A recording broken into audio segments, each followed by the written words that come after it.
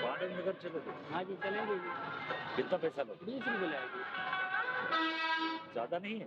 ये पुल चढ़ा के जाने पड़ता है, चढ़ाई है ज्यादा। ठीक।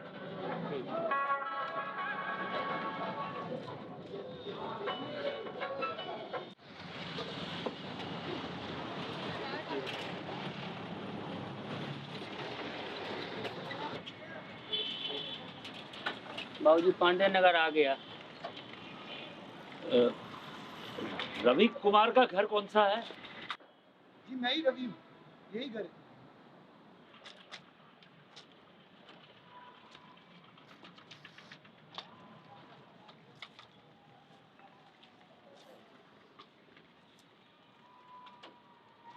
ठीक है।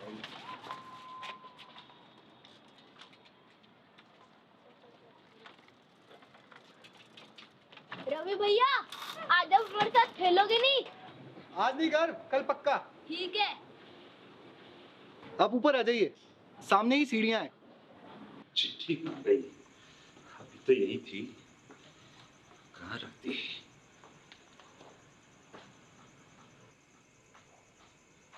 हाँ ये आइए, लगेंगे नहीं।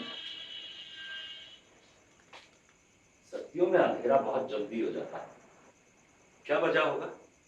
जी अभी तो 7:30 ही हुए हैं। देखो कितनी रात हो गई।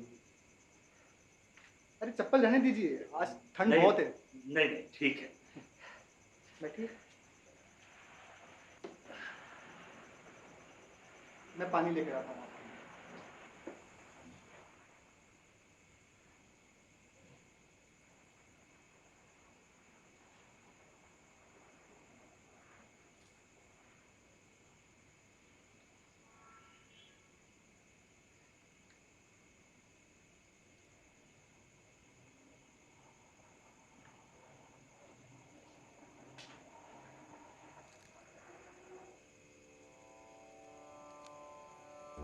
चाय तो लेंगे ना?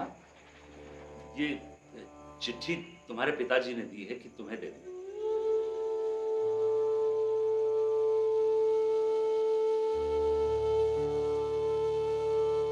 मैं चाय लेकर आता हूँ।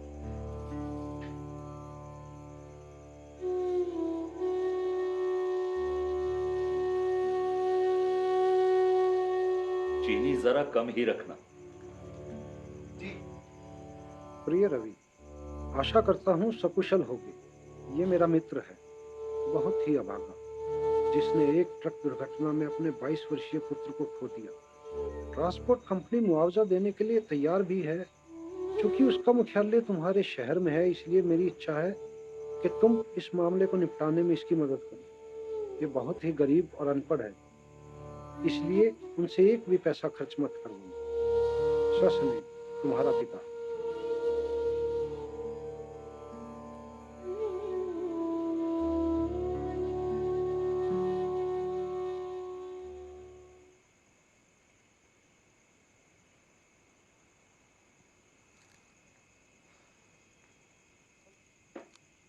चाय लीजिए ना। माफी चाहता हूं इतनी रात को तुम्हें परेशान किया। दरअसल रास्ते में बस कई दफा खराब हुई। कोई बात नहीं, आप चिंता मत कीजिए, चाय पीजिए।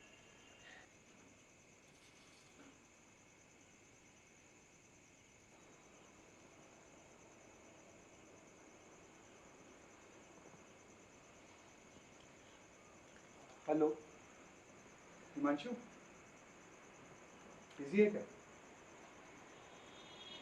यार तुझसे ना एक अर्जेंट काम है। तूने मुझे एक बार बताया था ना कि तेरे भाई ट्रांसपोर्ट ऑफिस में काम करते हैं। यार एक एक्सीडेंट की डेथ के मुआवजे के रिगार्डिंग बात करनी थी। हिमांशु थोड़ा सा अर्जेंट है यार। हाँ हाँ, वो मेरे साथ ही हैं। आप फाइल लाएं? हाँ आप, हाँ हाँ बोल, बोल ना। हाँ है। एक सेकंड है, एक सेकंड। हाँ है, ठीक है। हाँ तो मैं एक काम करता हूँ ना, मैं भी एक रिसिप्ट बनवा लेता हूँ, इनसे सिग्नेचर करवा लेता हूँ, हम कल मिलते हैं। ठीक है, thank you very much Himanshu, thank you यार। सर आप बिल्कुल भी चिंता मत कीजिए, मैं कल ही ट्रांसपोर्ट ऑफिस चला जाऊँगा।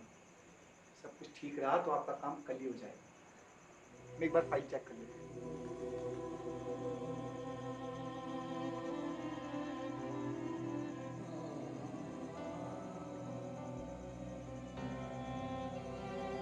मेरे बेटे की शहर में नौकरी लग गई। वो मेरा इकलौता बेटा था। हम लोग बहुत खुश थे, पर नियति को कुछ और ही मंजूर था। एक दिन अचानक सड़क पार करते हुए एक ट्रक ने टक्कर मार दी और बस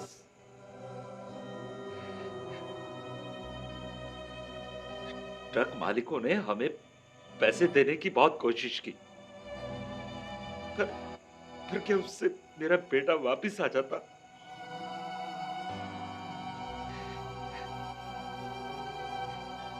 लेकिन लेकिन जब मेरी मेरी पत्नी बीमार हुई तो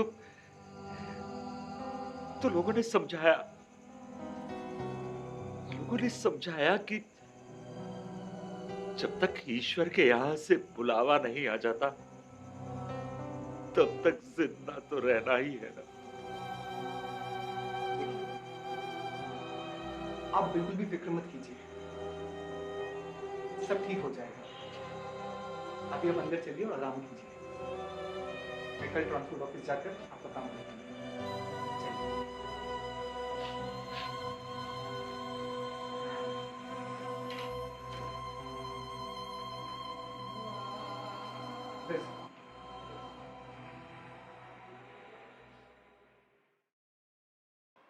सर अगर जरूरी नहीं होता तो मैं से छुट्टी नहीं लेता, आप तो जानते ही हैं। जी सर, थैंक यू सर। अरे आप उठ गए? तुमने मुझे उठाया नहीं। तुम जा रहे हो? जी, आप नहा धो के तैयार हो जाइए। नाश्ता मैंने किचन के स्लैब पर रख दिया है, मैं ट्रांसपोर्ट ऑफिस जाकर आता हूँ।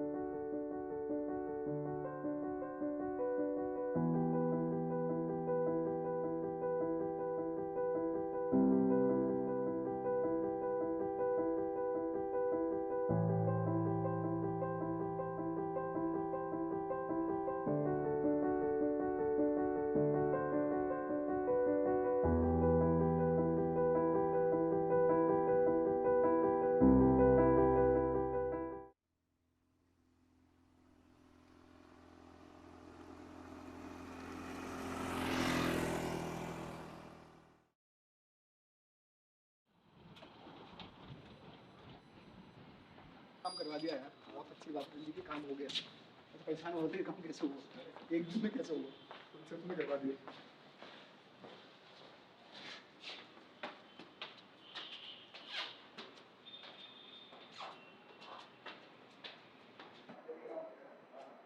परेशान होते कैसे हुआ, काम तो कोई पता नहीं। भाई देखिए यार, अच्छा के काम। अरे आप नहा लिए? हाँ बेटा। ये देखिए, ये रहा चेक। मैंने आपसे कहा था ना, सब कुछ ठीक रहा तो आपका काम आज ही हो जाएगा। जी, ये हिमांशु है, इसी की वजह से ये काम इतना जल्दी हो पाया। आप दोनों जरा बात करिए, मैं अंदर होकर आता हूं। बहुत बहुत धन्यवाद बेटा। अरे कैसी बातें कर रहे हैं ना, ये तो मेरा फर्ज है, हर रोज का काम है मेरा। और रवि मेरे छोटे भाई जैसा है। उसने बताया मुझे आप इसके पिता के बहुत अच्छे दोस्त हैं। हम दोनों एक साथ खेल खाकर बड़े हुए हैं। मैं उनके पिता के लगभग सभी दोस्तों को जानता हूँ, पर आपसे कभी मुलाकात नहीं हुई मेरी। 1 साल पहले जब उनका देहांत हुआ था तब शायद आप नहीं आ पाए थे। बहुत करीब है अपने पिता के, बहुत अकेला सा पड़ गया है। बेटा तुमने मुझे बताया ही नहीं कि मैं गलत पते पर आ गया हूँ। सोचता रहा कि आपको कैसे बताऊं, अगर वो चिट्ठी, उस चिट्ठी की लिखावट बिल्कुल मेरे पिताजी के जैसी थी।